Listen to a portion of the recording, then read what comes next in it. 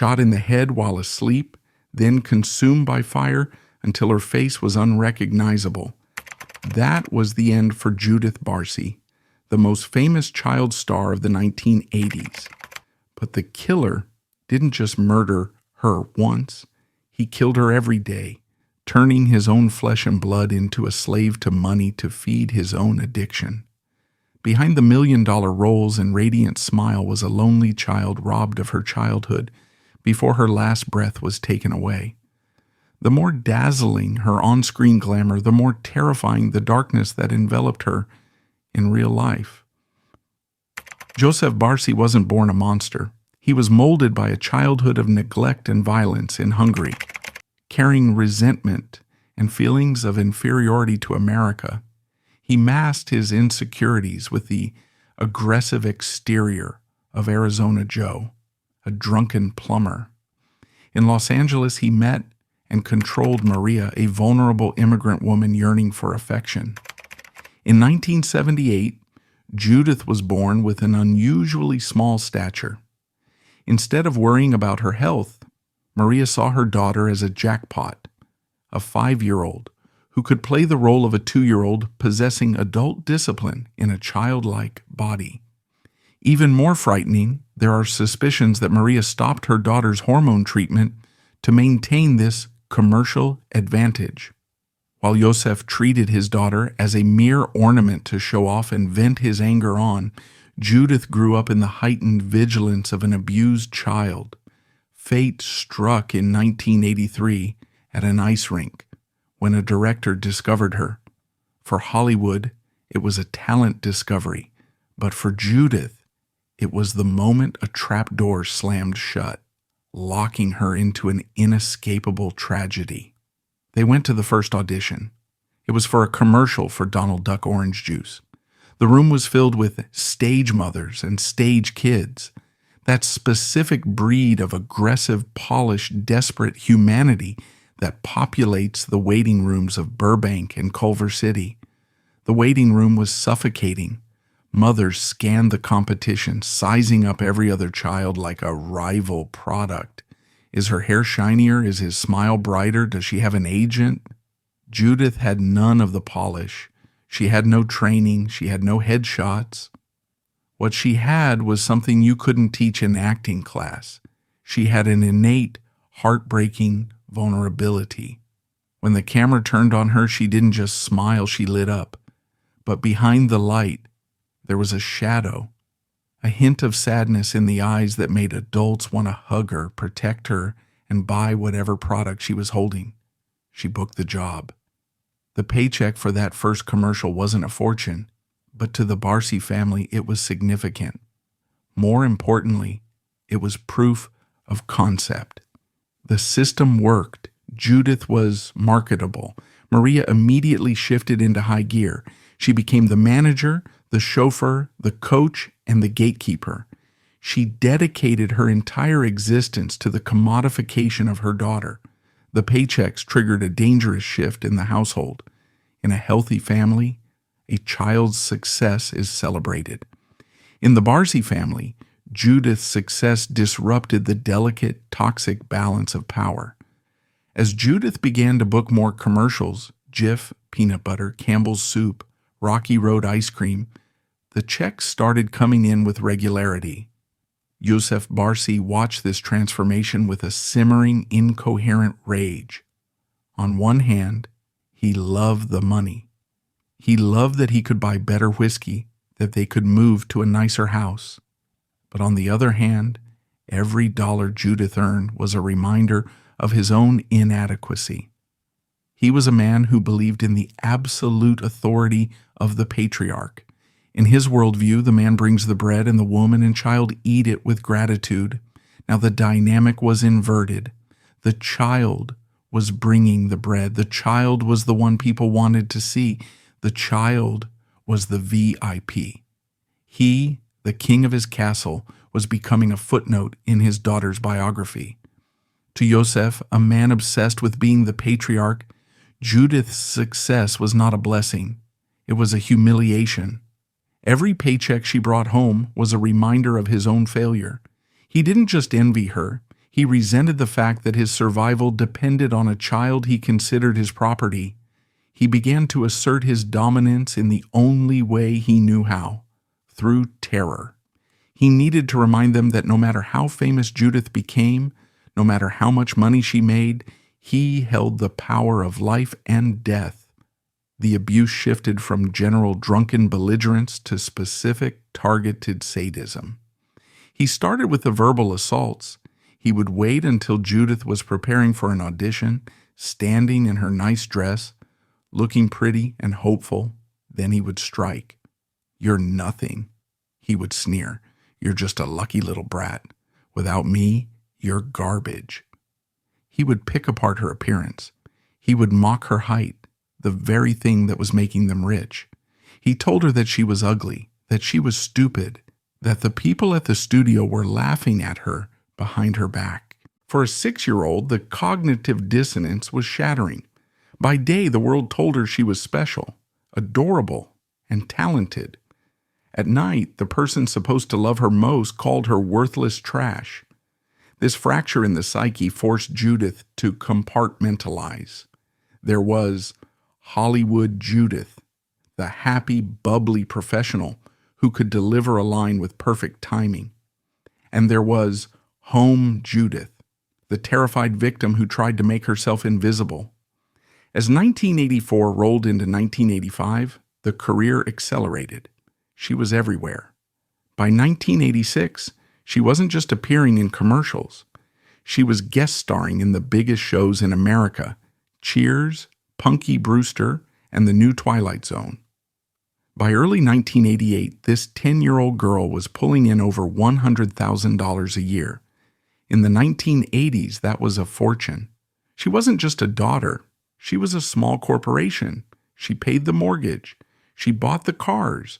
She bought the very whiskey Joseph drank to get drunk enough to terrorize her. But her resume held a darker omen. In 1984, Judith landed a role in the miniseries Fatal Vision. In a horrific twist of irony, she played a daughter murdered by her own father. It wasn't just a role, it was a macabre dress rehearsal for her own reality, filmed and broadcast on national television. The scriptwriter wrote a fiction, but Judith was living the prequel. The warning signs were flashing in neon, but the checks were clearing, so nobody listened. The money was now substantial enough to change their lifestyle. They moved to a house in West Hills. It was a standard suburban tract home, beige stucco, a 2-car garage, a small yard. To the neighbors, it looked like the upward mobility of the American dream. They saw the new cars in the driveway. They saw Maria tending to the garden. They saw the little girl who was on TV playing in the yard. The neighbors heard the shouting. They heard the breaking glass. But nobody intervened. They saw the police cars pull up, the lights flashing in the night. But this was the 1980s. Domestic violence was still largely considered a private family matter.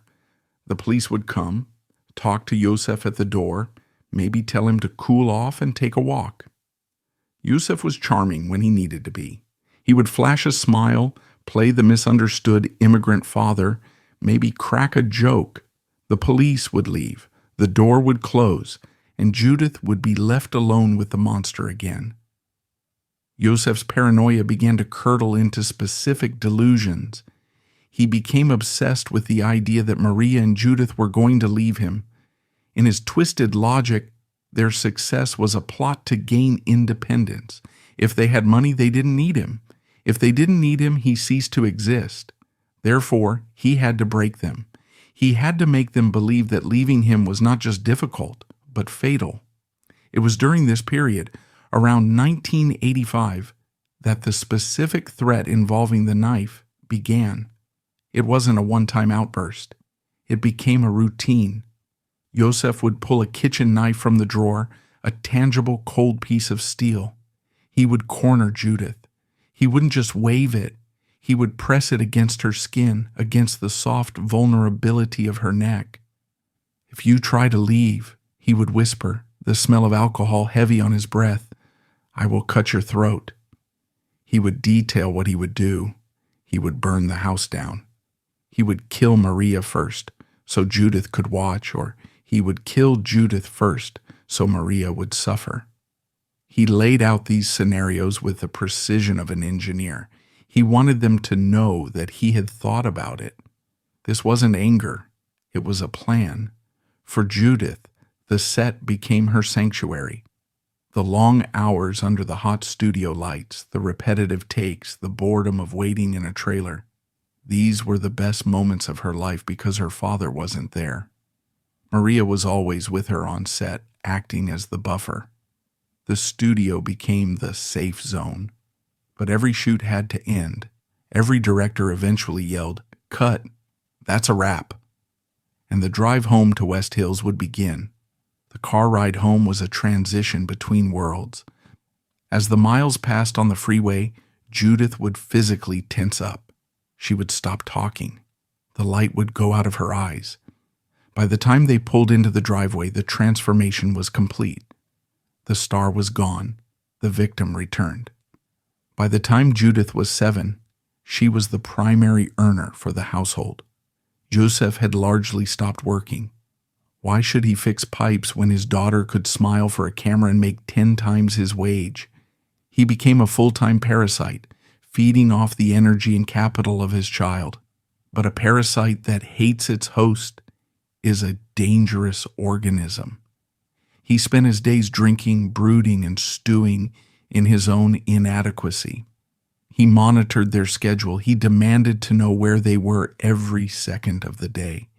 If they were 5 minutes late coming home from an audition, there would be hell to pay. This was the architecture of the trap. It wasn't built in a day. It was built brick by brick, dollar by dollar, threat by threat. By the time Judith Barsi was landing major roles, she was already living in a high-security prison disguised as a suburban home. The world saw a rising star. Her father saw a possession that was trying to escape, and he was determined to keep what was his, even if he had to destroy it to keep it. By 1986, Judith Barsi was no longer just a talented child. She was a valuable commodity in a high-stakes market. Her face was on television screens across America almost daily. She was the cute kid in the punchline, the innocent daughter in the drama, the voice of the cartoon character that sold millions of toys. But while her bank account grew, her body began to shrink under the weight of her reality. The human body is not a machine, it is a ledger.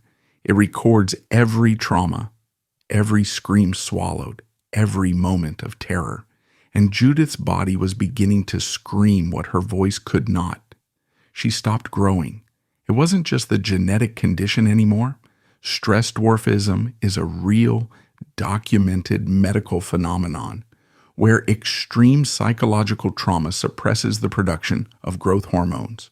The body, constantly in a state of fight or flight, diverts all its energy to survival, shutting down non-essential functions like growth. Judith remained tiny, fragile, a porcelain doll that looked as if it might shatter if you held it too tight. To the producers, this was a bonus. She could play younger for longer. To a doctor, it should have been a siren wailing in the night. Then came the eyelashes. It started quietly. Maria began to notice that Judith's eyes looked different. They were red, irritated. Then gaps appeared in the lash line. At first it could be dismissed as an infection or an allergy, but soon the truth became undeniable. Judith was pulling them out. One by one, it is a condition called trichotillomania, a compulsive disorder often triggered by intolerable anxiety. When a child has no control over their environment, no control over the violence threatening them, they seek control over the only thing they own, their own body. The pain of plucking a hair is sharp, immediate, and distracting. It grounds the mind. It is a focal point that momentarily drowns out the chaos. In the makeup chair, the damage became undeniable. The professional makeup artist, hired to create a glowing child star, leaned in and saw the carnage, swollen eyelids, thinning brows, and gaps where lashes used to be. This was the moment where the industry's complicity became tangible. What do? Do you call the police? Do you ask the mother? Or do you do what you are paid to do? Apply false lashes, cover the redness with concealer, and send the product out to the set? Hollywood chose the concealer. The makeup artists did their job. They masked the trauma so the camera wouldn't see it. Judith sat there, enduring the application of glue and fake hair, a 10-year-old girl being reconstructed to look like the child she wasn't allowed to be. The violence of her internal world didn't stop at her own body. It spilled over. The family had a cat. One day, Maria found the cat cowering in a corner. Its whiskers were gone. Judith had plucked them out. This was a desperate, silent scream. Powerless against the giant who ruled her world, Judith was unconsciously reenacting the violence she lived with, seeking control over the only creature smaller and more helpless than herself. In early 1987, Judith booked her biggest role yet, Jaws: The Revenge. It was a major studio motion picture, a sequel in one of the most famous franchises in history. The script called for location shooting in the Bahamas. For Judith and Maria, this wasn't just a job, it was a prison break. The Bahamas meant an ocean of distance between them and Joseph. Joseph knew this.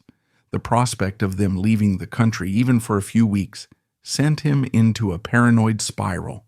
The night before they were scheduled to fly out, the terror reached a new pitch. He didn't just yell, he moved into the realm of cold, calculated threat. He cornered Judith in her bedroom. He pulled the knife. It was his ultimate tool of control. He held it to her throat, the metal pressing against the skin that would be filmed in close-up just days later.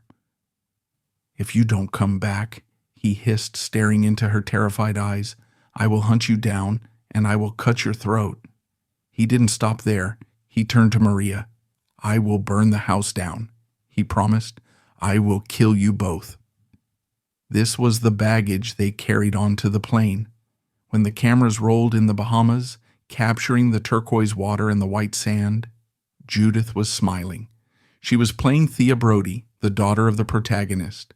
She was professional. She hit her marks. But inside, the clock was ticking. Every day of freedom was one day closer to the return. The ocean didn't offer freedom. It only offered a temporary pause. On set, Judith was a delight. Co-stars remember her as intelligent, funny, and surprisingly mature. But there were cracks in the facade. Lance Guest, who played her older brother in the film, recalled moments where Judith seemed to drift away, her eyes clouding over with a worry that no child should understand. She wasn't just thinking about the scene. She was thinking about the man waiting in West Hills. She was thinking about the knife. When filming wrapped, the dread set in. They had to go back.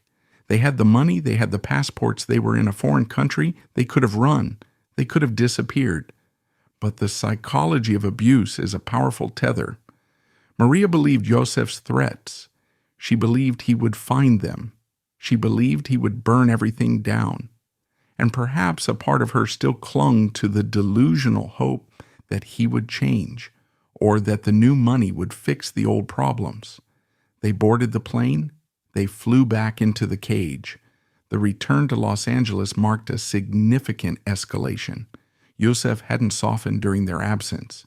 He had fermented. He was angrier, more possessive. He hid his drinking bottles around the house. He paced the floors at night. The violence became less sporadic and more constant. He threw pots and pans. He punched holes in the walls. He kicked Judith. It was around this time that Judith finally broke down in public. The breaking point arrived at an audition for an animated feature. Handed a script depicting a happy, loving family, Judith couldn't maintain the facade. Reading the lines of a father who loved his child was too much for her to bear. Judith collapsed. She didn't just cry. She broke. Through her sobs, she whispered a devastating truth to a crew member, a sentence that should have summoned the police immediately. I love my daddy, but I'm afraid of him. It was the ultimate tragedy of the abused child, the lethal conflict between instinctual love and survival, terror. The casting agents were horrified. They took her out of the room. They tried to comfort her. In the chaos of her distress, Judith said things. She didn't have the vocabulary of an adult victim, but she had the truth. She mentioned her father. She mentioned the fear. This was the moment the system finally blinked. The agency notified Child Protective Services. A file was open. A caseworker was assigned. This should have been the turning point. This is where the cavalry arrives, where the state steps in to protect the vulnerable. But the bureaucratic machinery of child protection is clumsy and easily manipulated by a determined abuser. When CPS investigated, they didn't kick down the door. They knocked. And Joseph answered. He didn't answer as the drunk, knife-wielding maniac. He answered as the concerned immigrant father. He was clean. The house was clean. He played the part. We are strict, he might have said. We have high standards. He minimized the violence. He contextualized the yelling as cultural differences. Then they interviewed Maria. This was the critical failure point. Maria Barsi was not just a victim. She was a hostage with Stockholm Syndrome. She was terrified that if she told the truth and CPS failed to remove Joseph immediately, he would kill them that very night. She calculated the odds and decided that silence was safer than exposure. She denied the physical abuse. She downplayed the threats. She told the caseworker that Judith was just sensitive, that the pressure of the industry was getting to her. And then she made the promise, the fatal promise. I am leaving him, she told the caseworker. I have a plan. I am going to divorce him and take Judith away. The caseworker wanted to believe her. The system is designed to keep families together whenever possible. It is biased towards the parents' rights. Faced with a mother who claimed to have the situation under control and a father who presented a calm front, CPS chose the path of least resistance. They didn't remove Judith. They didn't mandate police protection. They closed the file. They wrote unfounded or resolved on a piece of paper, effectively signing Judith's death warrant. The state looked into the eyes of a girl who had plucked out her own eyelashes and decided she was safe enough. Emboldened by this victory, Joseph's reign of terror intensified. He had faced the government and won. He felt untouchable. He openly mocked the investigation. He told Judith, "See, nobody can help you. You belong to me." Maria, however, was not completely inactive. The fear was finally overriding the denial. She began to secretly move assets. She rented an apartment in Sherman Oaks, a generic complex called the Panorama City Apartments. It was a haven, a backup plan. During the day when Joseph was passed out or out of the house, Maria would take Judith there. For brief, shining moments, Judith experienced a normal life in that apartment. They would sit in the quiet living room. No yelling, no breaking glass. Judith could play with her toys without fear of them being smashed. She could sleep without listening for footsteps. It was a glimpse of the life she had earned, but was forbidden to live. But the apartment remained a half measure. They never stayed the night. They always went back to West Hills before dark. Maria was playing a dangerous game of double life, terrified that Joseph would discover the apartment and execute his burn it down policy. The apartment became a symbol of Maria's paralysis. She had the key to freedom in her pocket, but she couldn't bring herself to walk through the door and lock it behind her. The yo-yo dynamic is a classic feature of abusive relationships. The victim leaves, then returns, leaves, then returns.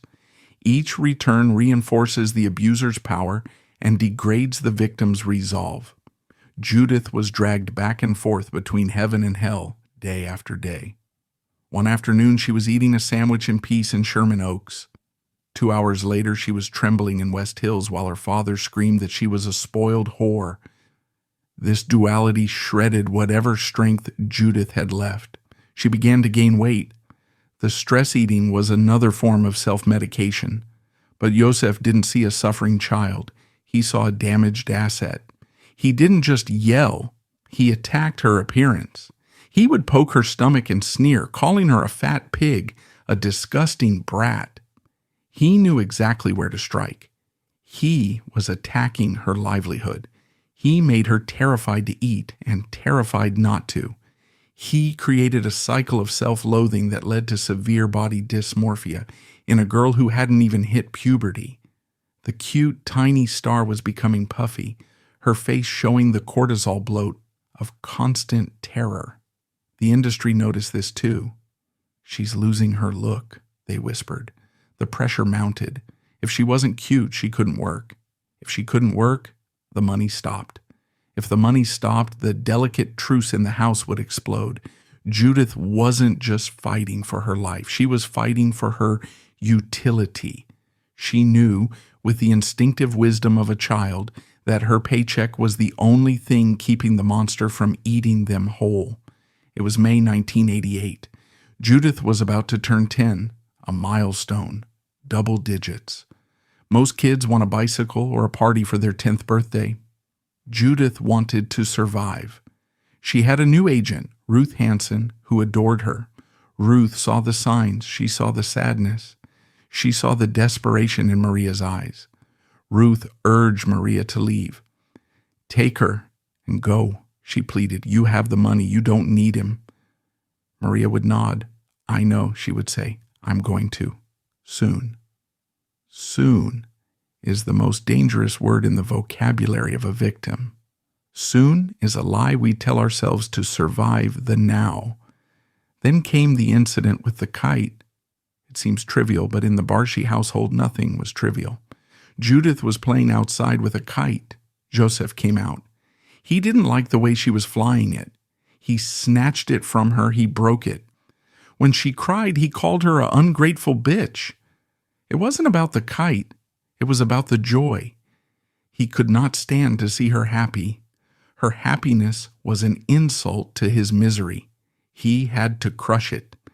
He grabbed her by the arm, his fingers digging into the flesh that the camera loved so much, and dragged her inside. The neighbors saw it. They looked away. They turned up their televisions. As the summer of 1988 approached, the heat in the San Fernando Valley began to rise, matching the temperature inside the house. The air was thick with impending violence. Joseph stopped hiding his threats. He told a friend, explicitly, "I'm going to kill my wife." The friend didn't call the police. People rarely do. They think it's just talk. They think he's just drunk. He's just blowing off steam. They rationalize the unthinkable because acknowledging it is too terrifying. Judith stopped smiling in photos. In the pictures from late 1987 and early 1988, the light is gone. The eyes are flat. She looks like a war refugee staring at a camera she doesn't understand. She was 10 years old, and she had seen more darkness than most soldiers. She was preparing for the end. She gave away some of her favorite toys to friends. "I won't need these anymore," she said. It wasn't a suicidal statement. It was a premonition. She knew the bill was coming due. The stage was set. The players were in position. The system had failed. The neighbors had turned away. The father was armed. The mother was paralyzed. And the child was waiting. The final act was about to begin, and it would not be filmed for a movie. It would happen in the quiet, suffocating dark of a bedroom decorated with pink ribbons and the ghosts of a stolen childhood. By the summer of 1988, the Barsi household had entered a phase that criminologists recognize with a chill: terminal calm. For years, the house in West Hills had been defined by the noise of shattering glass, the roar of drunken threats, and the sobbing of a child. But in the weeks leading up to July, the noise dampened. Yosef didn't get better, he got quiet. To the untrained eye, it looked like peace. To those who understand the pathology of a killer, it was preparation. He wasn't calming down, he was focusing. He had stopped fighting for control because he had already decided how he was going to take it permanently. He was no longer a drunk man raging against his life. He was an executioner, planning a schedule. Yosef stopped working entirely. He spent his days in a brooding silence, nursing his drink and watching Maria and Judith with a detached, cold stare. He was no longer fighting for control. He was planning an execution. He knew Maria was slipping away. He knew about the apartment in Sherman Oaks, even if he didn't say it. He sensed the shift in her posture, the way she was secretly moving small items out of the house. A smarter man might have tried to win her back. A saner man might have accepted the divorce. Yosef was neither. He was a narcissist facing the ultimate humiliation, abandonment. In his twisted moral code, death was preferable to irrelevance. If he couldn't be the husband and father, he would be the widower and the survivor, or he would be nothing at all. During this period, Judith was recording her lines for All Dogs Go to Heaven. The irony of the production is suffocating. The film is about a scoundrel dog who comes back from the dead to save an orphan girl named Anne Marie. Judith was Anne Marie. The character was an orphan who could talk to animals, a lonely child exploited by a villain for her gifts. It wasn't acting. It was a documentary of her soul. The director, Don Bluth, praised Judith's professionalism. She was one-take Judith. She was precise. She was obedient. But the studio staff noticed the change. The spark was gone. The yep, yep, yep energy of Ducky had been replaced by a heavy mechanical compliance. She did the work because she had to. She knew, with the terrifying clarity of an abused child, that her performance was the only thing keeping the lights on and the monster fed. There is a specific song in the film called Soon You'll Come Home. It is a ballad of longing, of a child waiting to be rescued. When Judith stood in the booth to record it, she wasn't singing to a fictional dog. She was singing to a future that was rapidly evaporating. She was singing to the idea of safety that she had tasted briefly in the Sherman Oaks apartment, but could never quite grasp. The recording session was haunting. The adults in the room felt the weight of it, but they couldn't name it. They applauded her emotional depth, unaware that they were listening to a eulogy. Meanwhile, the escape plan that Maria Barsi had constructed was rotting from the inside out. This phase of the story remains the most devastating to observers. Maria had the apartment, she had the keys, she had the money, the rent was paid. It was a clean, safe, sunlit space miles away from the dungeon in West Hills. Why didn't she just grab Judith and run? Why did she keep going back to the house every night? The answer lies in a fatal mixture of terror and the sunk cost fallacy. Maria was obsessed with the house in West Hills. It was the physical proof of her American dream, the only thing she had to show for her years of suffering. Yosef knew this. He held the property hostage, convincing her that leaving meant losing everything they had built. She was trying to negotiate a divorce with a terrorist, hoping to save both her daughter and her assets. But in a violent household, bargaining is just a delay tactic for death. She told her friends, "I just need a little more time. I need to get the IRS check. I need to get the settlement." She was bargaining with logistics while standing on a landmine. She was waiting for the perfect time to leave. But in a violent household, there is no perfect time. There is only now or never. Maria chose later, and later was a death sentence. May 1988 turned into June. Judith's 10th birthday arrived on June 6th. It should have been a celebration of a decade of life, a milestone into double digits. Instead, it was a grim affair. There was no big party. The atmosphere in the house was too toxic for guests. Joseph gave her a bike, a pink bicycle. It was a classic honeymoon phase gift, a token gesture to prove he was a good father.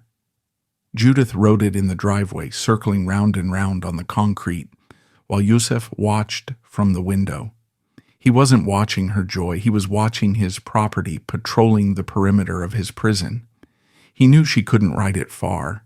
The leash was invisible, but it was steel. The agent, Ruth Hansen, was frantic.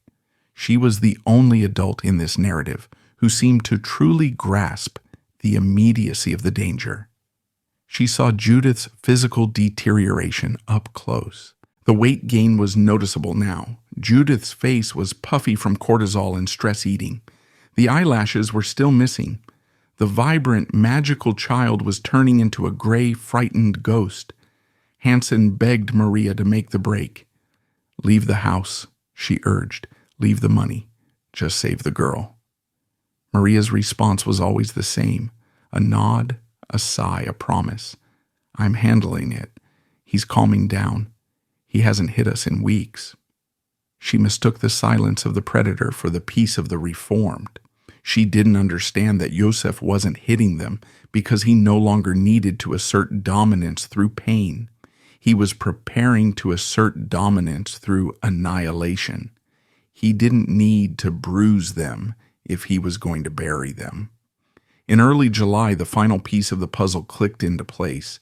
Joseph acquired a gun. It was a .25 caliber semi-automatic pistol.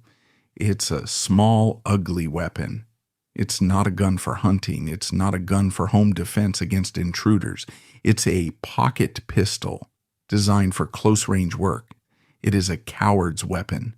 He didn't keep it in a safe. He kept it accessible.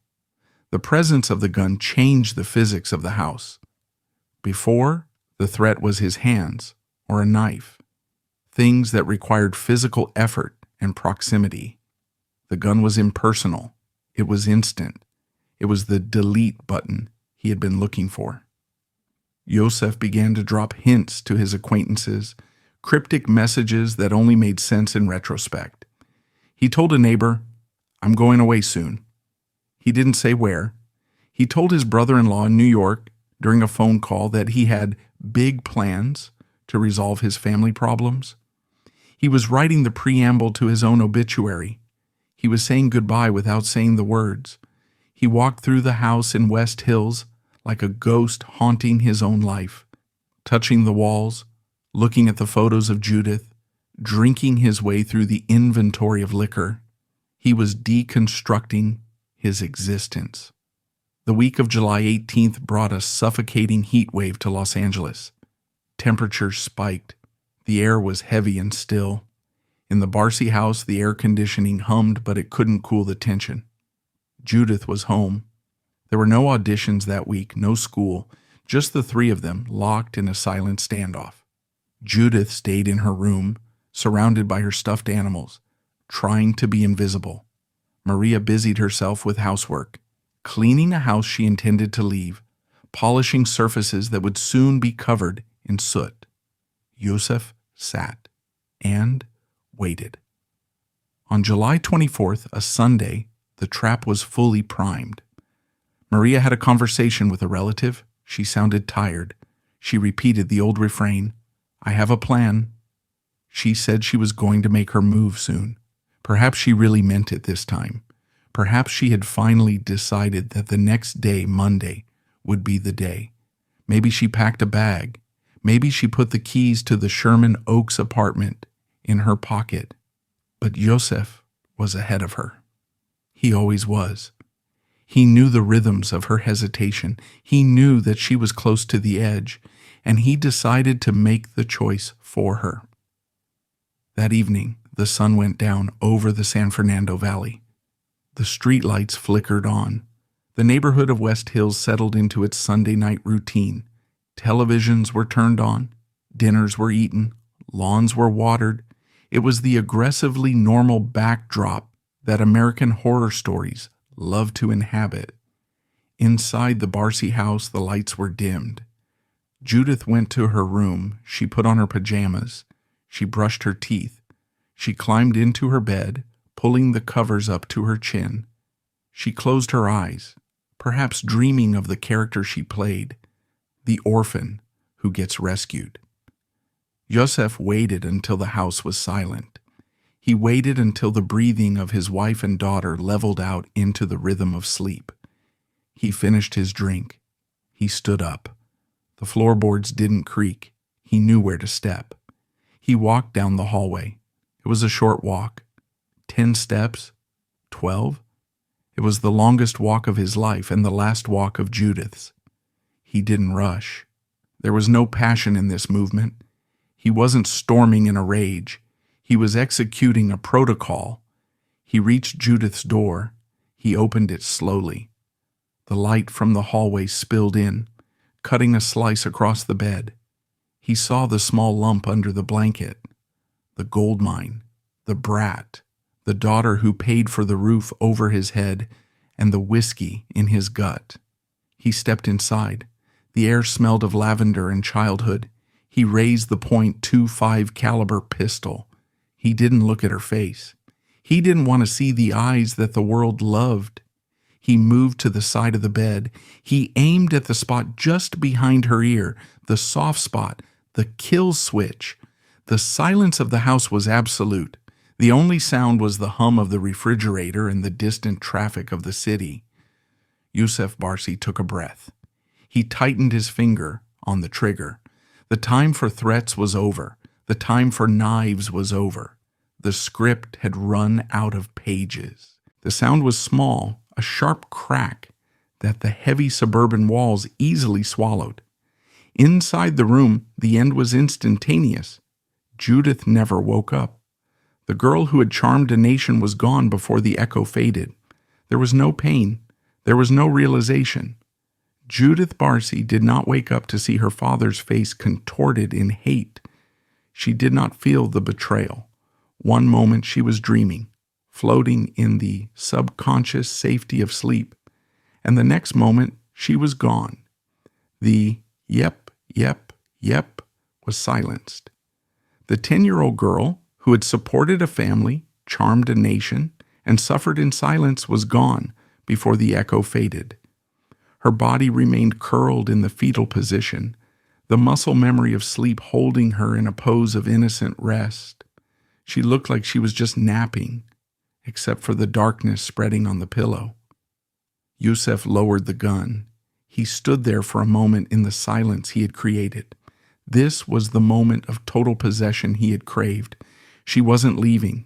She wasn't going to Sherman Oaks. She wasn't going to the studio. She was his. He had frozen her in time permanently. The jealousy that had eaten at his gut, the jealousy of her success, her money, her future, evaporated, replaced by the cold, heavy weight of finality. He didn't cry. He didn't panic. He turned around and walked out of the room. He had one more problem to solve. The sound of the shot had likely traveled. Down the short hallway, in the master bedroom, Maria Barsi would have heard it. A pop. A thud. Maybe she was already awake, lying in the dark, paralyzed by the instinctual dread that had defined her marriage. Maybe she called out a name. Joseph? Judith? Or maybe she knew. In the seconds it took Joseph to cross the distance between the two rooms, Maria must have realized that her plan had expired. The apartment keys in her purse, the secret bank account, the promise to leave soon.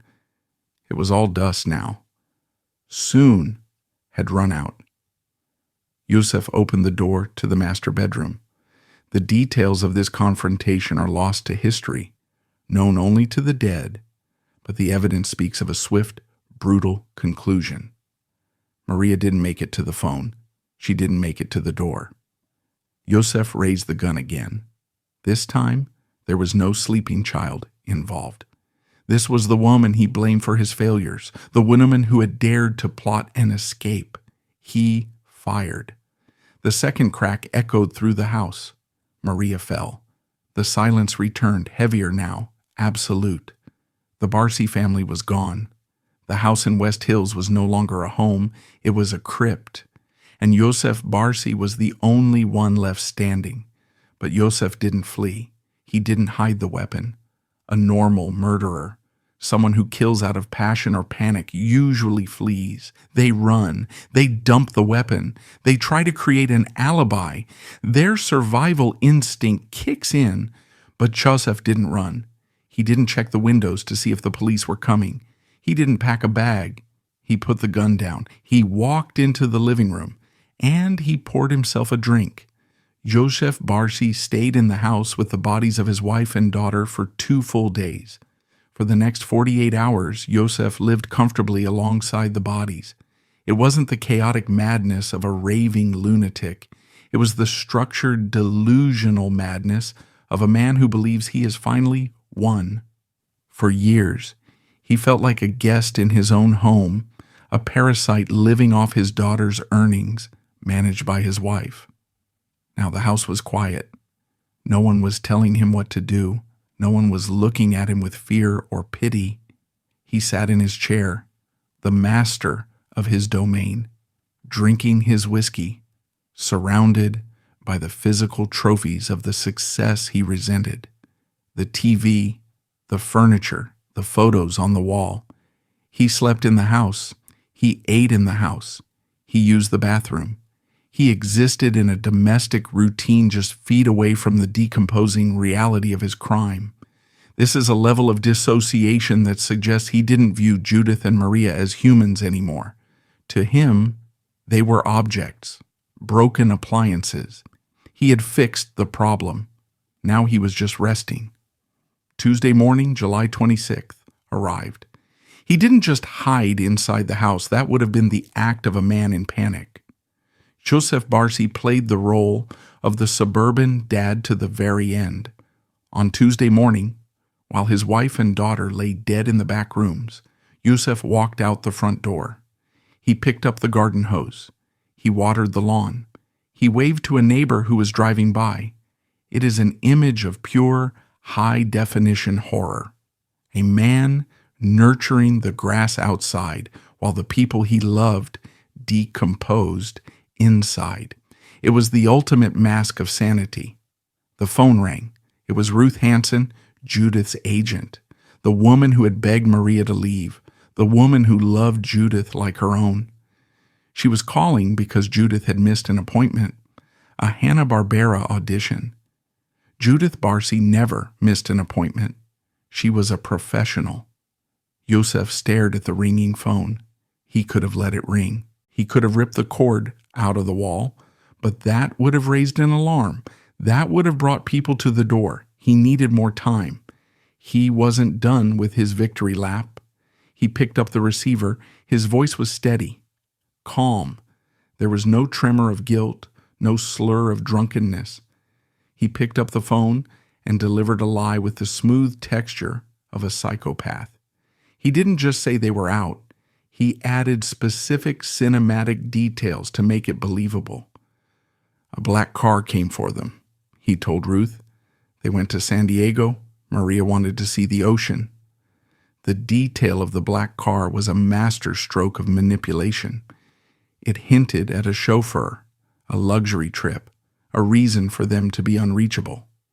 He was improvising a screenplay while standing in a slaughterhouse. A black car? San Diego? It sounded like something Maria might do, a sudden trip, a job, maybe the escape she had talked about. Ruth Hansen felt a prickle of unease, but what could she do? The father said they were away. You don't call the police because a family goes to San Diego. She hung up, uneasy but helpless. Joseph hung up the phone. He had bought himself another day. He spent Tuesday wandering the house. He went into Judith's room. He looked at her toys. He looked at the pink bicycle in the garage. Did he feel remorse? It is unlikely. Men like Judith Barsi, men who suffer from extreme malignant narcissism, do not process guilt like neurotypical people. He likely felt a sense of tragic inevitability. Look what you made me do, he probably thought. If you had just listened, if you hadn't tried to leave, this is your fault, not mine.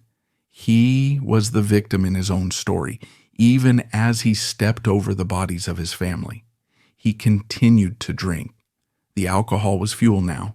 It kept the hallucinations at bay. It kept the reality soft and blurry. But as Tuesday faded into Wednesday, the reality began to assert itself. The smell. In the heat of a Los Angeles summer, even with the AC on, biology cannot be denied. The bodies were changing. The house was beginning to smell like death. Yosef knew the clock was running out. The lie about San Diego wouldn't hold forever. Ruth Hansen would call again. The neighbors would notice the lack of movement. The postman would notice the mail piling up. The fortress was breaching. Wednesday morning, July 27th. The end game. Yosef woke up with a hangover and a plan.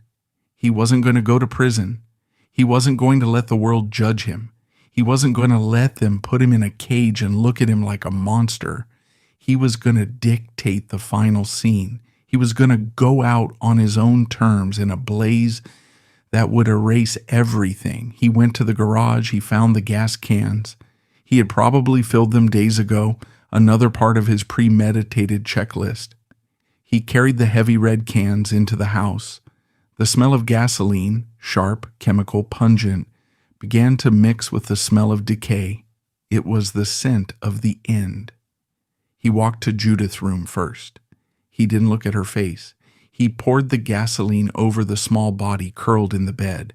He soaked the pink sheets, the stuffed animals, the carpet. He was erasing her.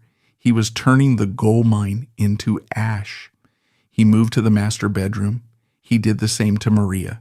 He poured the fuel over the woman who had tried to save them, the woman who had hesitated one day too long.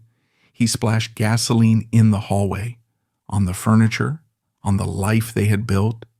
He was preparing to destroy everything. But he didn't light the match yet. He had one last conversation to have. He called the agent, Ruth Hansen, one more time, or perhaps she called him.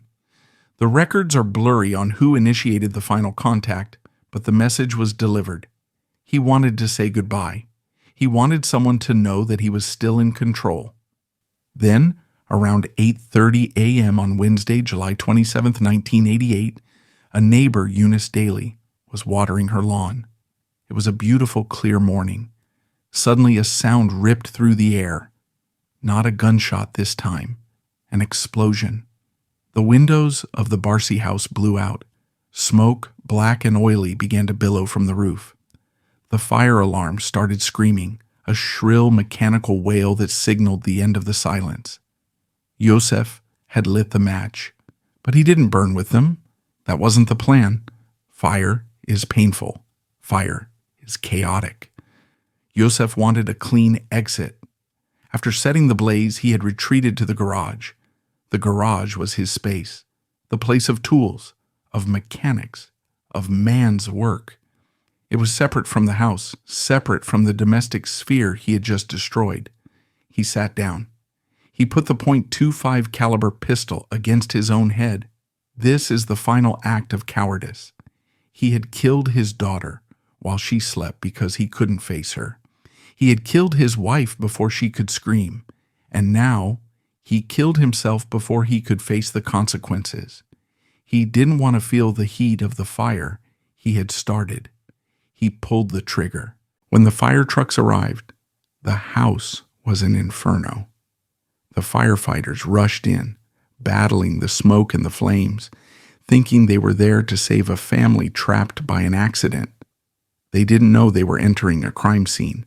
They dragged the small body from the bedroom. They dragged the woman from the hallway. They found the man in the garage. It was too late for rescue. It had been too late for 2 days. As the smoke cleared and the water from the fire hoses ran down the driveway into the gutter, the neighborhood gathered. They stood behind the yellow police tape, staring at the blackened shell of the house. They whispered, "Did you hear? Did you know? He was always so strange. Poor little girl." The shockwave rippled out from West Hills to Hollywood. The news broke. Child star murdered. Ducky is dead. The industry that had capitalized on Judith's vulnerability paused for a brief, awkward moment of silence. Executives checked their contracts. Producers wondered how to market the upcoming films. The machine stuttered, but it didn't stop. Ruth Hansen, the agent, collapsed when she heard the news. She was one of the few who felt the true weight of the loss. She knew this wasn't just a news story. It was a failure of the mother, a failure of the father, a failure of the neighbors, a failure of the state, and a failure of the industry. Everyone had seen the pieces of the puzzle, the short stature, the plucked eyelashes, the crying fits, the father's drinking, but no one had put them together until the house was burning. The coroner's vans arrived. 3 body bags were wheeled out, one large, one medium, one very small. They were loaded into the back of the white vans. The doors closed. Judith Barsi left her home for the last time, not in a limousine to a premiere, but in a government vehicle to a morgue. The autopsy revealed the truth that the fire tried to hide. Judith and Maria had been dead for days. The fire was a cover-up, a final act of spite.